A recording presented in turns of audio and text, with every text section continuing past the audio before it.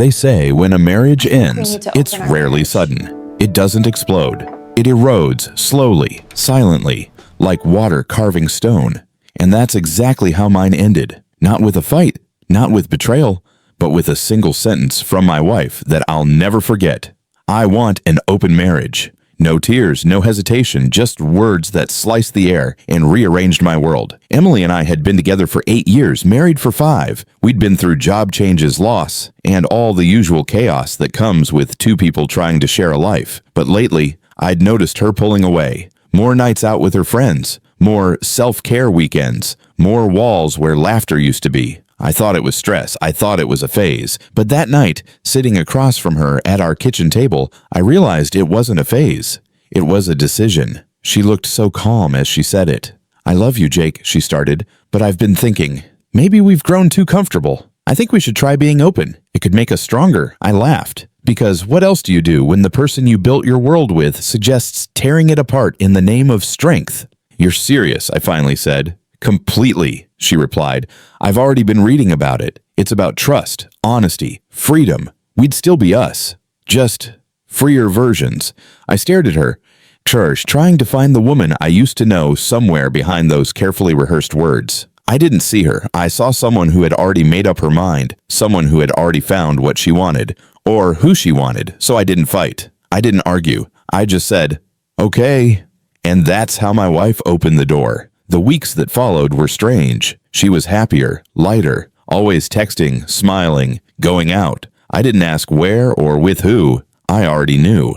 The freedom she wanted wasn't about exploration. It was about someone else. But the funny thing about giving someone freedom is that you get it too. And for the first time in years, I started living for myself again. It was around that time that I saw Rachel, Emily's younger sister, at a family cookout. She was visiting from another city, recently divorced, trying to restart her own life. I hadn't seen her in almost a year. She looked different, calmer, softer, like she'd found her peace in solitude. We talked, nothing deep at first, just catching up. But she had this way of listening that felt like breathing after holding your lungs full for too long. With Emily, everything had become performance. Sharp words, fake smiles. With Rachel, it was quiet understanding. A few days later, she called me out of the blue. "Hey," she said, "you sounded off the other day.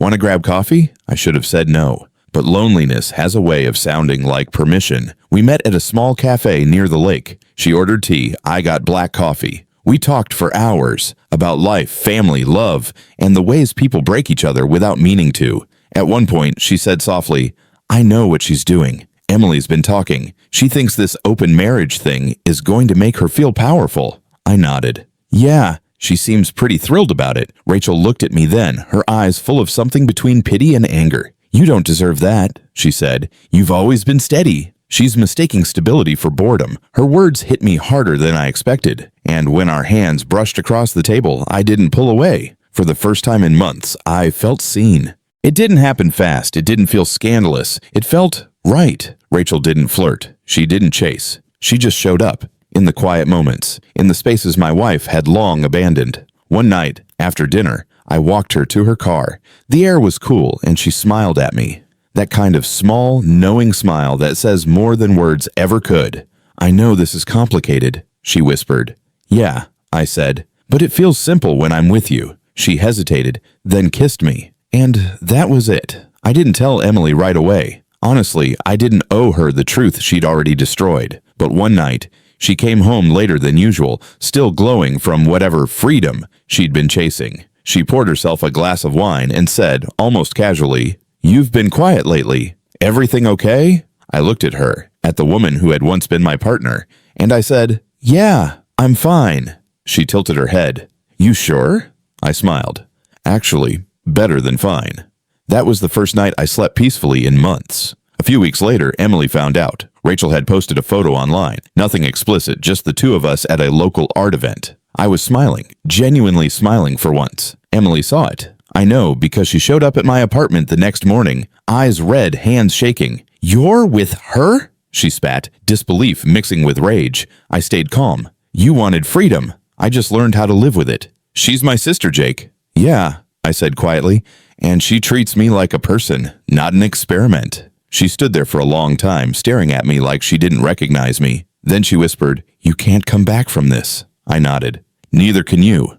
And that was it. It's been a year now. Rachel and I moved in together last spring. She's not trying to fix me or save me. She just lives beside me, steady and real. Some people judge us. They say it's messy, wrong, complicated. Maybe it is, but it's also honest. Emily's living alone now. Last I heard, her open marriage ended the moment she realized no one stays when love is treated like a revolving door. As for me, I found peace. Not revenge, not validation, just peace. The kind that comes when you stop begging to be chosen and start choosing yourself. Because sometimes the best closure doesn't come from the person who broke you. It comes from the one who helps you rebuild.